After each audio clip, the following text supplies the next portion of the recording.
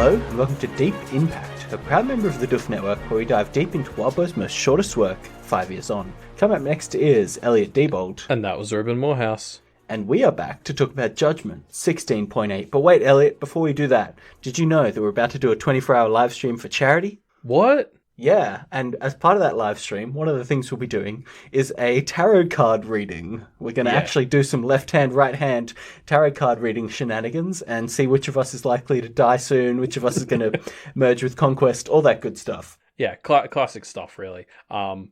So that's just one of the many activities that you can see in the schedule that's in the show notes below. Yes, now on with the show. We're back to talk about Judgment 16.8, which of course continues right on after Rose has just tagged in our boy Blake. And so he emerges from the sunken place and takes control of their shared body. Yeah, and we're back in first person, which I'm very excited about because I was worried we'd be in third person Blake perspective. No, we're back in Blake. Yeah, like that song. It's Blake enough to count. And yeah, I mean, obviously, last chapter I said a lot about how I felt it was a very Rose heavy chapter as she tagged out. Yeah. And obviously Blake comes in, and this chapter I think is really clever in the way it quickly moves through a bunch of short scenarios to reintroduce us to all the aspects of this new Blake, so we can kind of compare and contrast what has emerged from Rose versus what went into her. Yes, yeah, definitely. And we'll get to some of that later. And I think the other thing to kind of keep our finger on as we go through this chapter is now we've kind of established that Blake and Rose can tag in and out, and that's like a move that they've unlocked. It's interesting keeping track of the kind of, what it looks like when that happens. As an example, to start with, Rose is basically a lot more present than Blake was in the previous chapter. She's kind of offering up suggestions. She's doing what we saw Blake do right at the start of this kind of subsuming, which was like, expressing himself, I guess. And yeah, we're kind of going to get into this as we continue through the chapter, but it's interesting to keep an eye on the kind of Blake Rose spectrum of control and see how it shifts. Yeah, definitely. Because my first thought when you sort of suggested this theory as I was writing my notes was like, oh, well, it could just be because, this is still Rose at its core. And it's like it's Rose who has transferred control. And then even if what you're talking about is normal in possession, this is not a normal possession. Like we've already talked about how Blake and Rose are kind of a unique twist on possession. Yeah.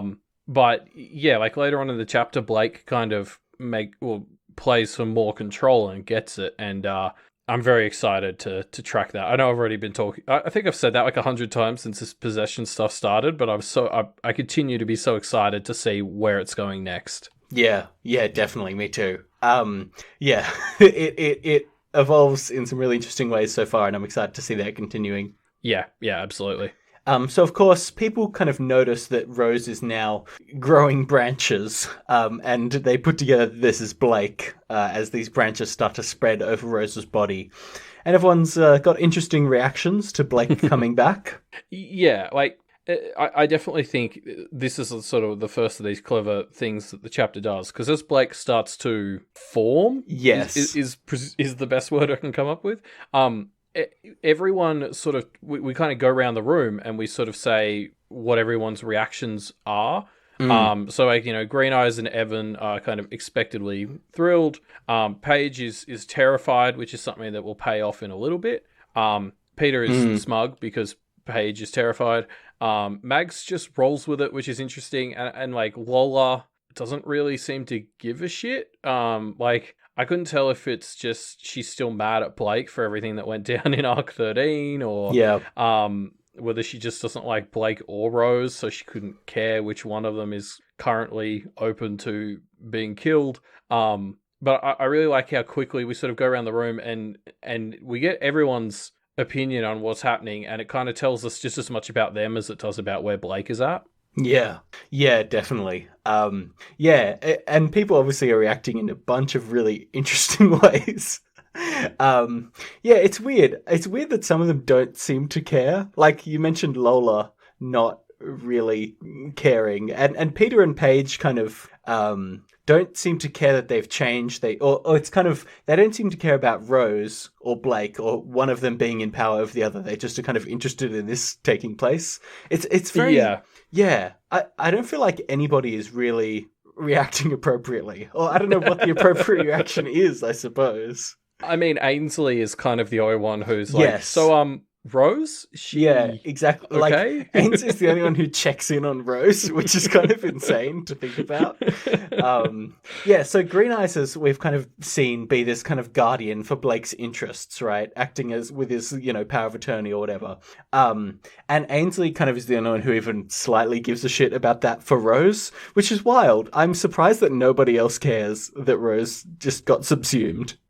Yeah, I mean, Blake says she's okay, but he also... Well, he doesn't. She's like, yeah, he's, okay-ish is the vibe that I get. Yeah, well, he's sort of like, this was her decision, and Ainsley's like, is she okay? And he's like, not really. And then there's just this sort of awkward quiet, and it's just kind of like, come on, Blake, you can do better than that. Yeah, not least because Blake has just been in that exact situation. Surely he can shed some light on what it's like, but no. Yeah, I mean, I think I complained about Rose doing the exact same thing, like not 5 chapters ago, where Green Eyes was like, how is he? And Rose was like, no, he's fine. And just seemingly didn't want to talk about it. And I was like, you can do better than this. But yeah, I mean, and so moving on from this, what we start to get, I think, is as Blake is forming as well, we get the first insight into how things are going to be different for him now, because as well as the transfer of control, Rose left him with her fear. And of course, that's so perfect because Blake has spent pretty much the entire book since, I think, arc 9, mentioning how he doesn't feel fear anymore. And now he's gotten it back, but it's not his fear, it's Rose's fears. And like, in a lesser story, it'd just be he gets fear back, like the concept of fear. But I love this extra spin on it where it's this intricate version where it's her fears. So he has that sort of external fear of the outer world and everything. Yeah, exactly. Yeah. I want to touch on something that comes up almost right away, because as you mentioned earlier when we were starting off this episode, we've kind of been waiting to see how Blake's sacrifices, I guess, will be represented in himself. We saw that Rose got more connections at the cost of Blake's connections, and we want to see how that plays off. And so Blake kind of looks around at people, and we get this line, looking at the human faces around me, very few meant anything at all. People. So that's fun. Blake has obviously given up his human connections here, and he really doesn't give a shit about any of them. Even he explicitly calls out Paige, who is somebody that he, had, in air quotes, a good relationship with growing up. And nope, just another person here.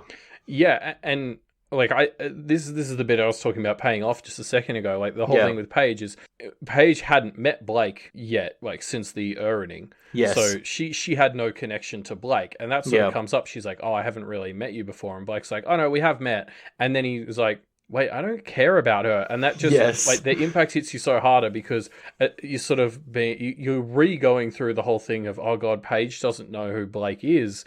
Oh, that poor connection, and then it's like, no, just in case you forgot, we've also severed that from the other side too. This is like both ways. There's nothing here. I think that's like a really cool way to emphasize how distanced Blake is from these people now.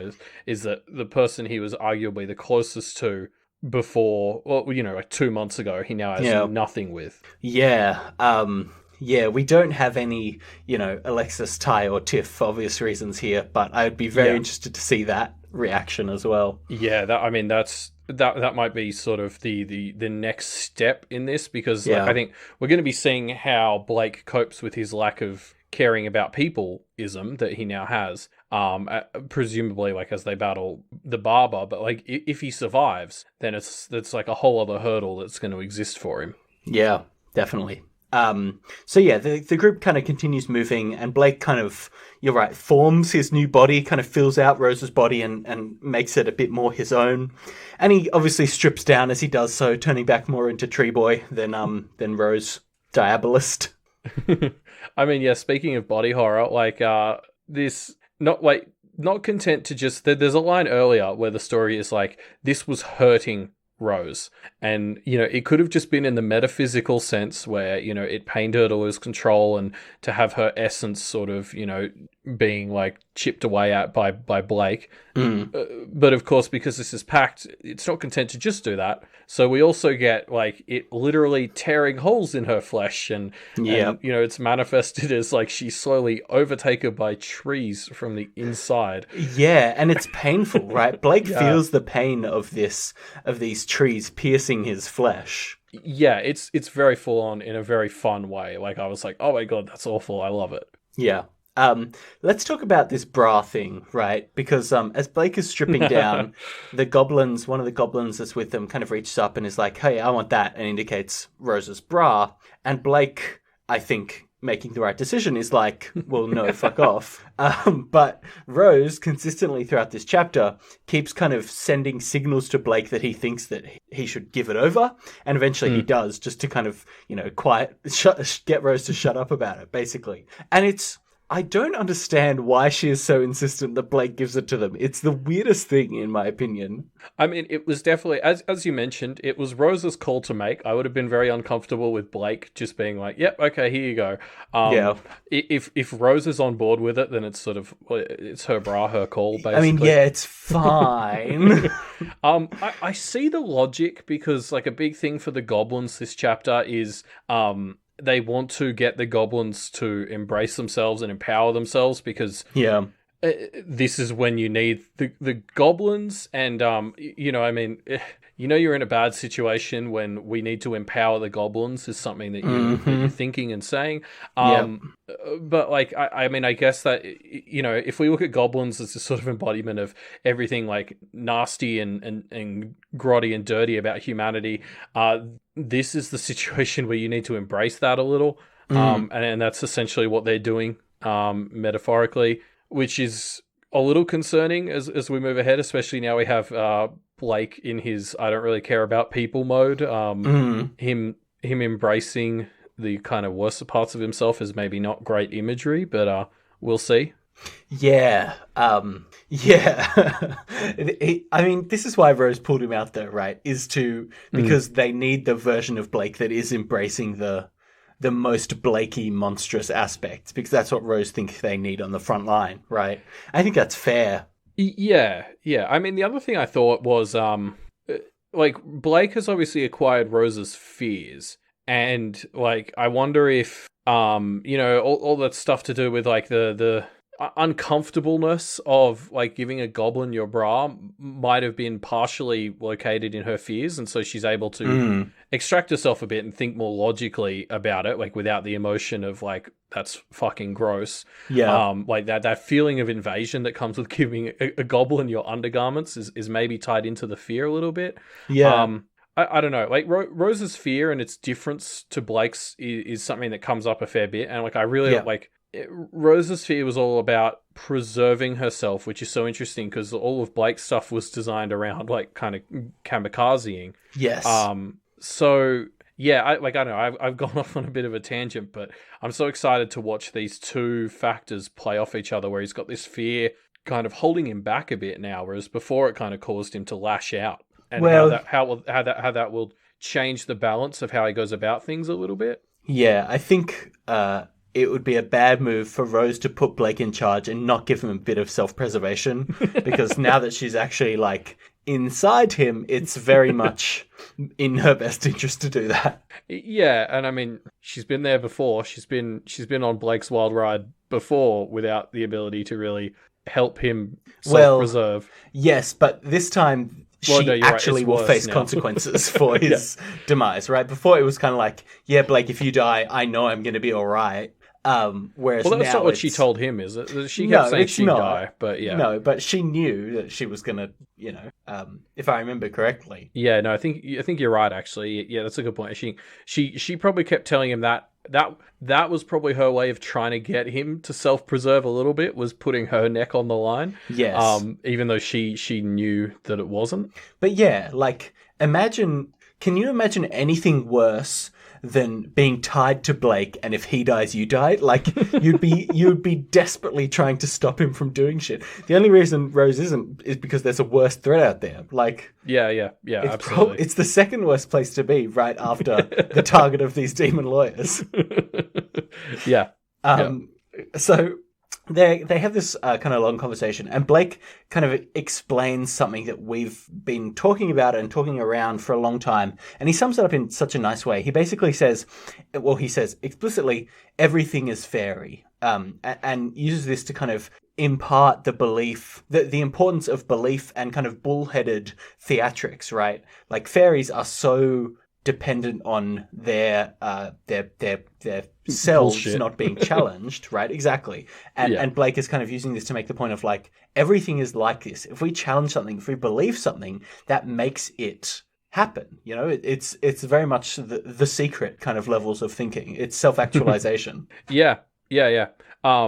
I mean, first of all, I'd forgotten how bad Blake was at explaining things. Like, this was one of those moments where I was like, well, yeah, it's definitely still Blake, because he'll say some very abstract statement and people will be like, that doesn't make sense. And he just always responds, yes, it does. Yes, it does. Yeah, it'll make sense if you were in my head for the past 14 chapters. But yeah, I mean, like, you're right. Like, I don't think we, like, as readers, understood how important this was until just recently, like, this belief that humans have. And yeah, it ties in so well to the fairy in particular, because they have kind of been, through glamour, the embodiment of just bullshitting your way to becoming, like, really something. It just made me start to wonder again about where fairy fit into this universe. I think I want to sit on it more. I haven't come up with anything, but I used to talk about how I thought they were the embodiments of lies. Now, maybe it's something else, because they're this, like, through the glamour, you could argue that they're similar to humanity as embodiments of change, but they're also immortal and they get stuck in these modes. Like, I think the fairy court changes, but seemingly very rarely. In their own way, they're very stuck in patterns. So I don't think elements of change is something that suits fairy. So I don't know. Like, I feel like there's something there, and I can't quite put my finger on it yet. Yeah, okay. Well, let's keep an eye on it for the rest of this story, I suppose, and see if we can solidify it a bit more. Yeah. Rose starts offering up some visions to Blake, trying to tell him something, seemingly, but it doesn't quite come across to Blake or, to us. Basically, she's offering up visions of kind of Conquest's tower and of a white flag, and trying to relate that to Hyena / Barbatorum and the fact that they, have a tower that they're heading towards. So there's some link there, it seems, that Rose is trying to put forward to us. Yeah. I had a few thoughts on this, but they're also vague. Like, I sat there for a while and was like, what is she trying to tell him? And I don't know. I'm like, I can't wait to see where this goes. Yeah, it's interesting. I'm trying to think of what could the connection between Conquest and the Barber be. Yeah, like, I think the two I sort of have, I don't feel like I've got the whole picture, is well, the first thought I had was that maybe Rose is wanting Blake to tap into Conquest.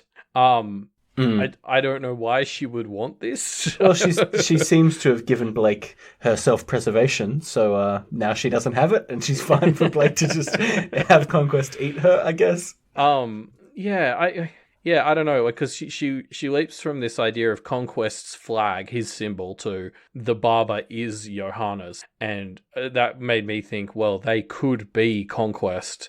And then I was like, I don't know why she would want this. The only other thing that leaps out is, as you mentioned, they both have towers. So that maybe she's hoping that Barbatorum isn't as powerful as he's trying to make out. Like, is Barbatorum doing a conquest and he's trying to talk himself up more than he is through these power displays. Yeah, interesting. So yeah, one of Conquest's big things was this tower is quite imposing and intimidating, and it kind of makes him seem like he's more powerful than he is. Yeah, exactly. And thinking about that, we do have, Barbatorum is theoretically about on the same level as in terms of power. They're both kind of moderate-esque demons. Which then makes you kind of think, well, was powerful, obviously, but also had weaknesses that could be exploited. So maybe that is what it is, that she's kind of supporting his idea of believe that you can win. Yeah, Yeah. I mean, maybe. I guess we'll see. I don't know. Yeah.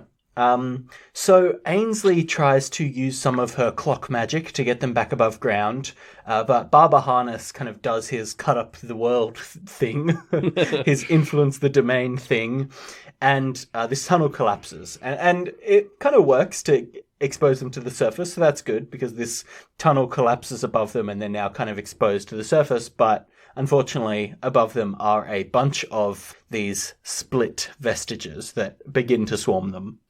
Yeah, so the two little things I wanted to say here were quickly, Blake does save Ainsley before jumping into the fray, so that's a good sign, right? Yeah. Because he doesn't think about saving her in a completely logical... Like, he doesn't think, oh, she will be useful in the future. He thinks, oh, I better save her now because I won't be able to later, which was, I read as positive. But, like, yeah, the thing that I thought was super fascinating from this is how Blake expected the vestiges to be very weak because there was, like, kind of flimsy things getting cut in half for a lot of it. But a lot of them aren't, because some of the stuff Barbatorum threw away were weaknesses, which, like, when you're thinking about things in a scientific way, makes no sense, because, like, he's cutting away a negative. That's not really how it works. And like, it's just one of those. I just love the symbolic basis of this world and how stuff like that can still surprise me, because it was like, when it was first said, I was like, that doesn't make sense. And then you sort of think about it and you're like, okay, no, I can see how that works on a spiritual level. It's just, the world of Pact is just so fun. Yeah, it's interesting. The fact that he can cut out the frailty of a vestige, for example, is pretty insane. It's quite fun. Speaking of fun, we get this bit where Green Eyes does a bit of what I'm going to refer to as land sharking, where she swims through Earth and kind of bites stuff. And it 100% validates what people were talking about in our previous discussion question, that if Green Eyes was infused with Earth magic, she would be very, very imposing. Yeah, I think there were a number of people who suggested that as an idea, and it turns out they were spot on. Yeah, definitely. I want to talk about something that we see here as Blake is fighting these vestiges, which is that he is shit at fighting. And it's so interesting because this chapter really kind of represents that Blake and Rose, now sharing a single body, as a combined unit, they exist on a kind of spectrum, right, between Blakeness and Roseness. And it's, you know, we were somewhere at maybe 95% Rose last chapter, and now Rose has ceded control, and we're at somewhere that's more like, you know, 60, 70. Yeah, 55% Blake, for example. He's back and he's got some of his traits, but also Rose still has some of those traits inside him. And he's not this imposing boogeyman threat that he has been, you know, back in the execution arc, for example. I think it's really interesting, and we're going to see him dial up the Blakeness in a little bit, very consciously. It's quite an interesting thing to think about, that they can kind of tune not just who's out, but how in control Blake is and how Blake is. Yeah, absolutely. Like, it's the thoughts he has here about being shit at fighting now with the Rose, like, body that makes him think later that he has to take control. Yes. And as you said, like, there's definitely something to that, like this idea that the two of them mixed up isn't as good, but the more they lean on one side, the more effective they are. Remember when Alistair, I think it was right at the start of Arc 13, was talking about balancing these scales? Yes. It might have been Arc 14, sorry. And like how he didn't want things to swing either way, but what we're kind of seeing here is they're not very effective when the scales are balanced. Like, they're kind of having to yo-yo. And that obviously hurts them both a lot, so that's not a sustainable model, but this is Blake, so, you know, I can't expect anything different. I think the thing that, you know, we know that as they rub up against each other, I guess is the best word for it, they're losing portions of themselves. And so it makes me think of this spectrum and think that as they kind of switch out or you know, even just exist more, the extreme edges of this spectrum are going to get lost. You know, Rose is going to lose her sharpness. Blake's going to lose his good at fightingness as they kind of dull themselves against each other. Yeah, they're literally destroying themselves every time they do changes like this, and even probably just sitting still. Just chilling, yeah. Yeah.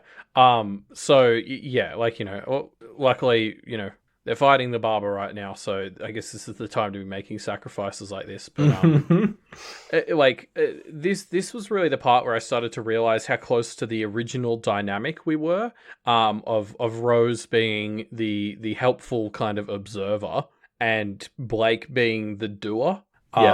And, it was the mode that was chosen for them to start off because it was going to be the most effective. Like this whole idea of Rose with the survival instincts and who'll be able to set herself up, and Blake is the person to actually get some shit done before tagging out to Rose. A bit more of an even more violent way of tagging out before. But again, like as we sort of watch all these other vestiges crumble and get killed by them, Blake and Rose, while they're taking these losses and swinging the pendulum, like we said, they've changed stuff. Like Blake still has Rose's sphere. Like they've taken what the barber chopped and they have rearranged things a little bit. And I think I already said this a couple of chapters ago, but I have to feel like that's important. Like Blake and Rose are moving aspects of themselves around to become more effective, and that just feels so human in this universe. Like talking about humans as the elements of change. So I have to feel like that's gonna matter moving forward. Yeah, no, I agree with you. I think they're far beyond what Granny Rose and Barbatorum initially set them up to be, right?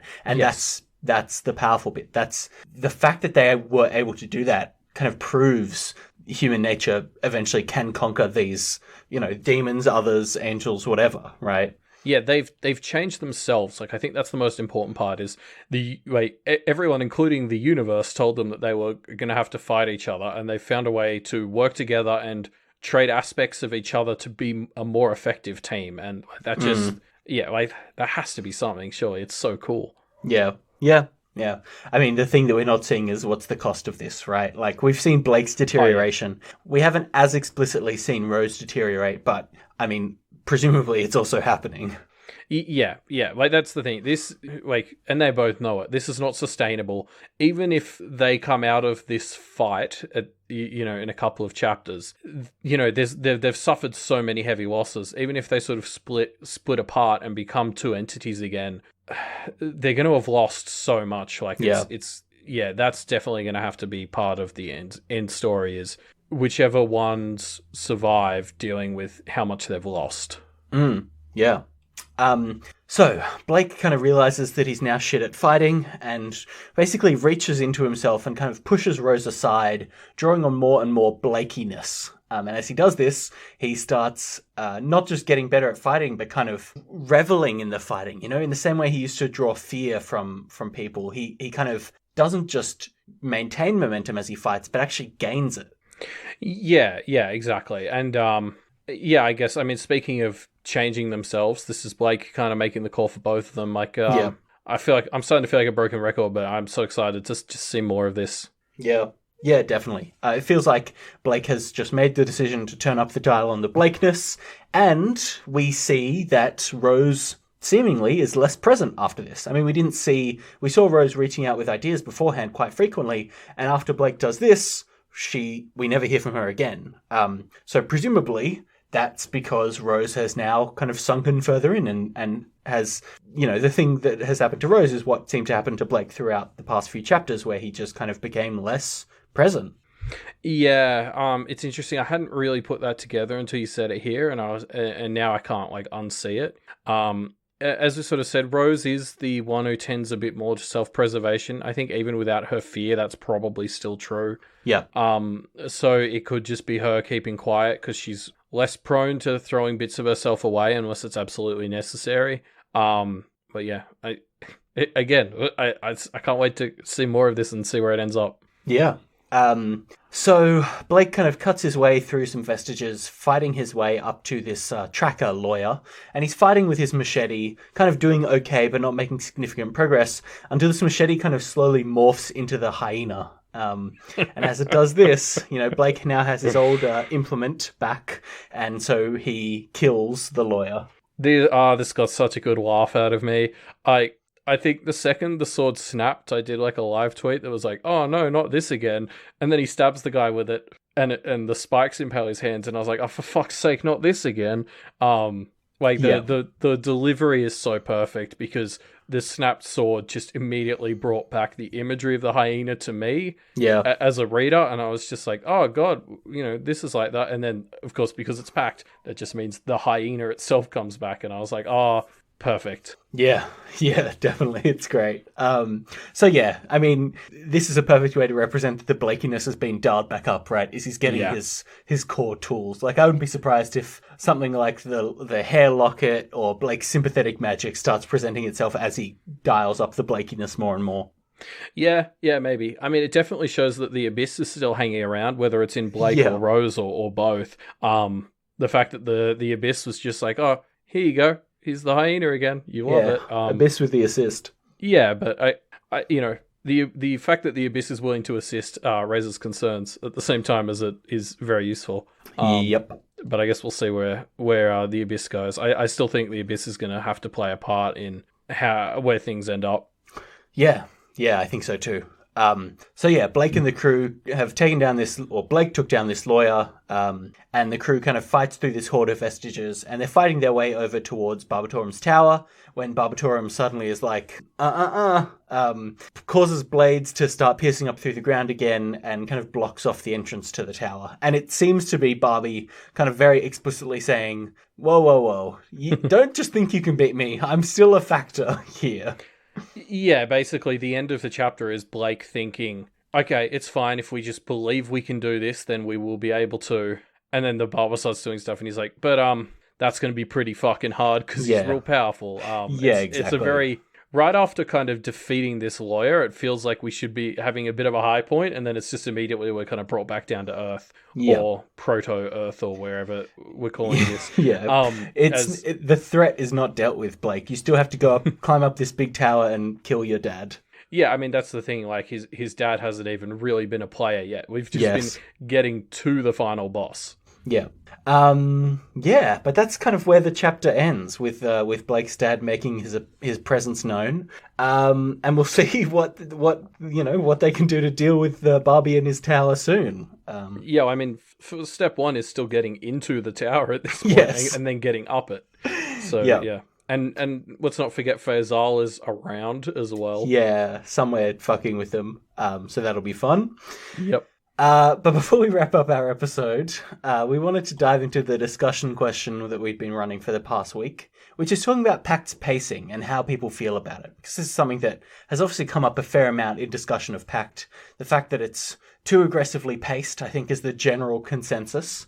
So let's hash it out. We've been spending a year in this story. Let's talk about what we think about it. Yeah. And so the first answer I wanted to pull out was so the first answer I wanted to pull was Brawl97s, who brought up a sort of recurring theme, which is that Pact's pacing is very fast, but they like it, which, I mean, same. I thought it was great. Brawl actually went into comparing the pacing to Ward a bit, which we can't really talk about here because we said no Ward spoilies. We are doing a Parahumans Hour and All Packed Up, and I'm sure we will have this discussion there. Yeah, we're going to be comparing to Worm, to Ward, to all that good stuff. Yeah, and in fact, I think Scott will probably be there for at least a bit of that, so that'll be a really fun discussion with him. So, we can't really go into what Brawl said just now, but I kind of agree with what Brawl was saying, but I think there's some important differences, and I guess we'll talk about it in a few weeks. Yeah, but no, I agree with what Brawl is saying here, that yes, the pacing is fast, but, I like it fast. And I think it was Beard of Valor who talks about, Beard of Valor talked about how they initially didn't like the pacing, but it is very appropriate. I mean, this Blake's story takes place over, 1 week and then another week, 4 months later or whatever. Yeah. And it is... His life is a fast-paced slide into hell at some points, literally. And so, Pact's pacing kind of mirrors that. And while it could be exhausting, especially if you're reading it kind of all at once in a binge, it does give you this authentic kind of exhausted experience of Blake's life. Yeah, I think that's the thing. Beard of Valor really brought up this point that I'd been sort of thinking about when hearing these discussions, and I thought it needs to be brought up, which is that this is the story. Blake as a character, the story that's being told here is about this. I think Beard of Valor uses the term he's being ground down. Yeah. And like that's the thing. Like Pact's pacing is so important to the story that's being told. Like I don't think when I hear people just complain about Pact's pacing, I assume that what they want is the same story but told with more breaks, and I just don't think that would be true to the story that's being told here.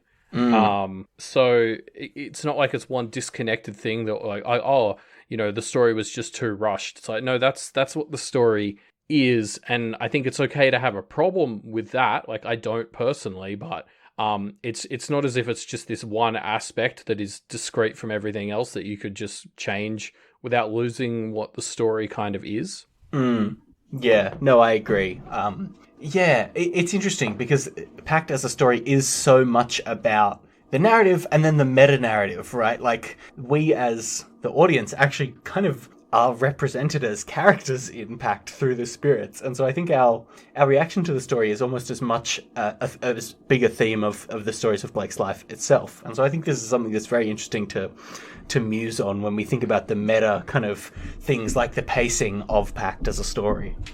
Yeah, and like as a sort of extension of this, Big O Miko and Flower Priest both gave us answers which were sort of along the lines of, it's maybe a bit fast or whatever, like, that's a personal thing, but part of the big loss here is that you lose, that we lose a bit of world building because it's so zoomed in on Blake and Rosa's stuff, and particularly because Blake is this character who doesn't take a moment to stop and relax. The story does just continuously push forward, and I think we've mentioned this. Like Pact feels like this huge world that the story has barely scratched the surface of, and so that's arguably the loss of the way Pact's structured and the pacing is that we didn't get to see even more of the world, which is a bit of, on one hand, is a ridiculous claim because we've still got a million words and there was still so much cool stuff. And it's also it's a problem that's solved just by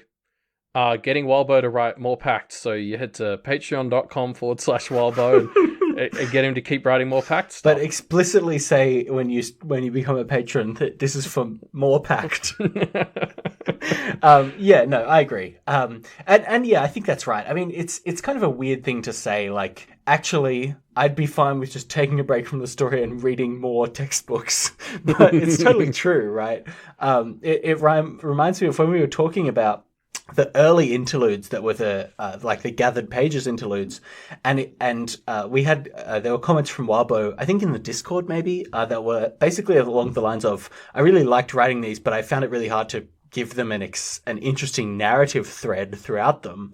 Yeah. And my reaction is kind of like, I Don't get that you need to do that because this is a narrative, but I actually just want to know more.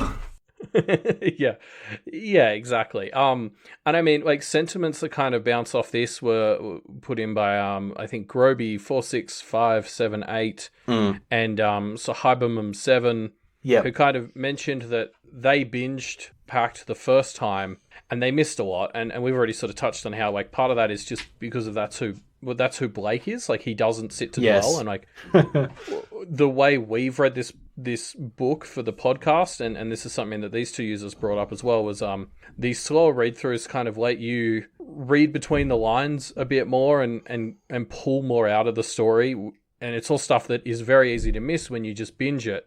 And like, that's not necessarily like a bad thing about the story, but it makes it harder to appreciate some of the strengths of the story if you just binge it, because Blake is going to skim a lot of this stuff. If you're binging it, you as a reader are probably going to as well.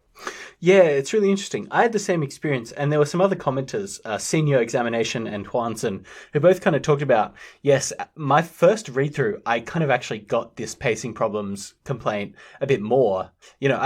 I guess to expand on what you just said, my first read-through, I felt like I was reading it as Blake would, and doing this podcast, I feel like I'm reading it as Rose would, like I'm not just gunning through and missing some of the links, but it's all working out okay in the end. I'm actually going through and slowly analyzing things and trying to put together like connections so that I'm more advantaged, when we get to these specific points. Like, it's actually very interesting, again, kind of meta narrative to the way I've been reading the story.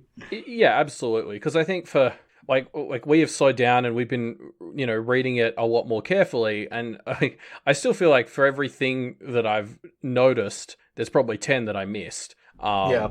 And I think like I'm really glad that you got us to do this podcast on this story, because I think this is the perfect story to have had a companion podcast like this because of what we've just been talking about. This is a story where, because of the way it's structured, I think it's very easy to miss a lot of what it's doing, and going through it carefully and slowly like this has allowed us to see a lot more than, like, if I just read this, I just would have binged it and I would have missed about 99% of what we've said on this podcast.